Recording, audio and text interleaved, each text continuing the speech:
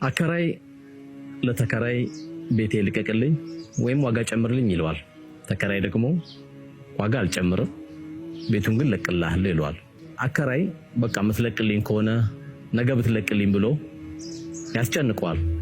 ተከራይም ምንም ችግር የለም ምችለውን ሁሉ ሞክራለሁ ነገ ለቅልሃለሁ ይለዋል። ይህ ክስተት የተከሰተው እንግዲህ ቱርክ ላይ ነው። ሁለቱ የተነጋገሩት አካሎች ቱርክ ላይ ይህን ውይይት ባደረጉ 24 ሰዓት ባልሞላ የሁለቱም ንብረት በመሬት መንቀጥቀጥ ይጠፋል። አከራዩም ተከራዩም ከዛ ሁሉ ከጠፉት ንብረቶች አላህ አትርፏቸው ሁለታቸውም መንግስት ባዘጋጀው ላስቲክ ቤት ውስጥ ይገናኛሉ።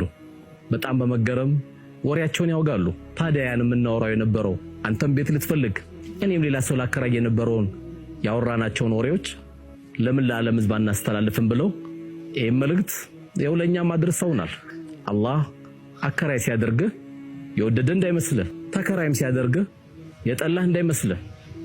አላህ ለሚወደውም ለሚጠላውም እቺን የቅርቢቷን ህይወት ሊሰጥ ይችላል። ነገር ግን ከኛ የሚጠበቀው በቀናት በሰዓታት በሰከንድ የሚፈጠርብን ነገር አናቀምና ለሰው ልጆች ሁሉ መልካም እንሁን። ወጀዛኩሙላህ ኸይረን።